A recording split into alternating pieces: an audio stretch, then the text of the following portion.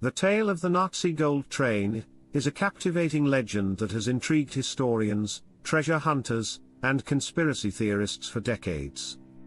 This story revolves around a train, allegedly filled with gold, jewels, and other valuables, hidden by the Nazis during their retreat in the final days of World War II. Despite numerous searches and investigations, the existence of this train remains unproven, making it one of the enduring mysteries of the war. History and origin of the legend. The legend of the Nazi gold train originates from the chaotic final months of World War II. As the Allies advanced and the Third Reich crumbled, the Nazis were desperate to transport and hide their looted treasures to prevent them from falling into enemy hands.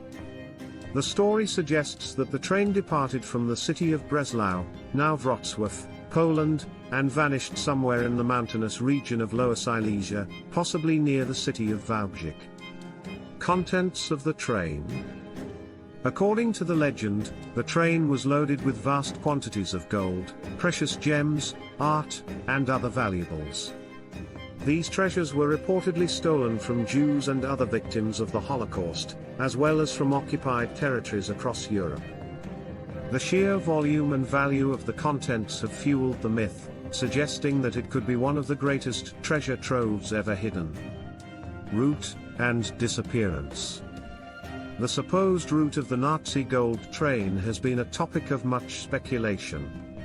It is believed to have left Breslau in early 1945, heading towards the Ural Mountains, a region with a complex network of tunnels and bunkers constructed by the Nazis, known as the Riese Project. This network was intended to serve as a secret headquarters and production facilities, and it is within these tunnels that many believe the train was hidden. The mystery and conspiracies. The disappearance of the train has led to numerous conspiracy theories.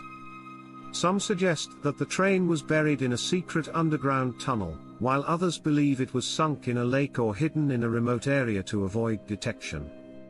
The lack of concrete evidence has only added to the mystery, with various theories proposing that the train's contents were secretly recovered by the Soviets or hidden by surviving Nazis for use in a potential Fourth Reich. Search efforts and investigations. Over the years, there have been numerous searches and investigations to locate the Nazi gold train. 1950s-1980s, early searches were conducted by local treasure hunters and amateur historians.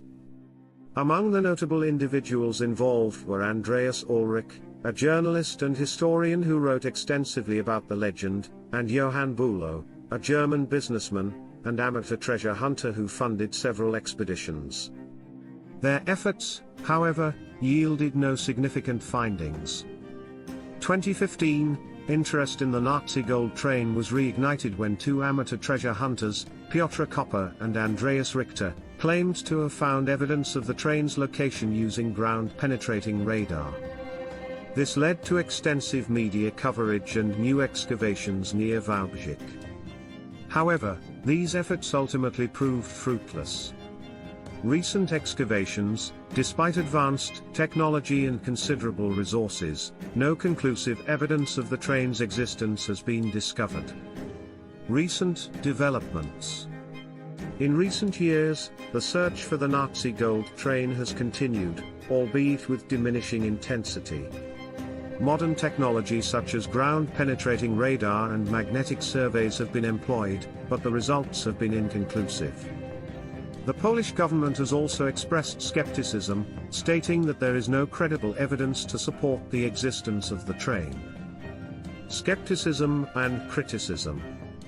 Many historians and experts remain skeptical of the legend, citing the lack of concrete evidence and the numerous false leads and hoaxes that have emerged over the years.